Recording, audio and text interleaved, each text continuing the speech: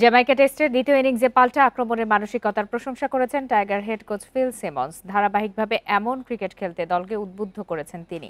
এদিকে নাজমুল আবেদিন ফাহিম বলেছেন, মাঝে মধ্যে টেস্ট জয়ে স্বস্তির সুযোগ নেই। টেস্টে শুধু ধৈর্য নয়, টিকে থাকতে দক্ষতাও লাগে। সেই টিকে থাকার মন্ত্রে উল্টো চাপ নিয়ে নেয় টপ অর্ডার। উইকেট পতনের সাথে রানও উঠে মন্থর গতিতে। সামর্থ্যের সীমাবদ্ধতার মধ্যেও কোনো উপায় তো খুঁজতেই হবে। জ্যামাইকা টেস্টের তৃতীয় দিন সাদমান মিরাজের কাউন্টার অ্যাটাক নতুনভাবে চিন্তার সুযোগ করে দিয়েছে। ব্যাটিংয়ে সেই ইতিবাচক মানসিকতাই মনে ধরেছে কোচ সিমন্সের। প্রথম 2 দিন আমরা রক্ষণাত্মক ক্রিকেট খেলেছি, শুধু টিকে থাকার চিন্তা কাজ করছিল। কিন্তু পরদিন ছেলেরা যে ইতিবাচক মানসিকতা নিয়ে ঘুরে দাঁড়িয়েছে তা সবচেয়ে ভালো লেগেছে। আমিও তাদের এটা বলেছি, এখন থেকে আমাদের এভাবেই খেলতে হবে। ব্যর্থতার চক্র ভেঙে জ্যামাইকা টেস্ট জয় স্বস্তির, কিন্তু আত্মতুষ্টিতে ভোগার মতো নয়। কারণ হাঁটতে হাঁটতে হঠাৎ একটাই জিতে তো সব সমালোচনা ঢাকা যায় না।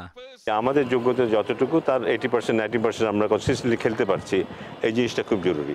সেটাই আশা করব। তারপরে হয়তো আমরা হেরেও যেতে পারি, কখনো জিততেও পারি, কিন্তু স্যাটিসফ্যাকশনের জায়গা হবে ওটাই, যদি আমরা সেই কনসিস্টেন্ট লেভেলটা ধরে রাখতে পারি।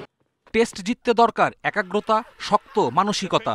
জ্যামাইকায় চ্যালেঞ্জের মুখে নাহিদ রানা, জাকের আলীরা তা করে দেখিয়েছেন। বর্তমান ক্রিকেটের সাথে তরুণদের তাল মিলিয়ে চলতে পারা ইতিবাচক। এমন ক্রিকেটারদের প্রতি আরও যত্নবান হতে চায় বোর্ড। নতুন জেনারেশন কিন্তু এই এক্সপেকটেশনের সাথে বেড়ে উঠেছে। ওরা এটা উপলব্ধি করে যে ওদের এটা করতে হবে, ওদের টিকে থাকতে গেলে এটা করতে হবে। 15 বছর আগে যারা খেলেছে তারা কিন্তু সেই মানসিকতা নিয়ে ক্রিকেট খেলেনি। সো এটার মধ্যে বিরাট একটা পার্থক্য আছে। নতুনদের উঠে আসাটা ওই রকম প্লেয়ারই উঠে আসতে হবে, যারা এই ধরনের পরিস্থিতি সামাল দিতে চাইবে, সামাল দিতে পারবে। তাদেরকে কিন্তু আমরা ওয়েলকাম জানাবো কিন্তু আমাদের দলে। জ্যামাইকা টেস্টের সাফল্য দলীয়, যদিও অধিনায়কত্বে মিরাজের দক্ষতার পাশাপাশি ডাগ আউটে কোচ সালাউদ্দিনের ভূমিকাও বড় অবদান রেখেছে বলছেন ফাহিম। কপিল পাল, ইন্ডিপেন্ডেন্ট নিউজ।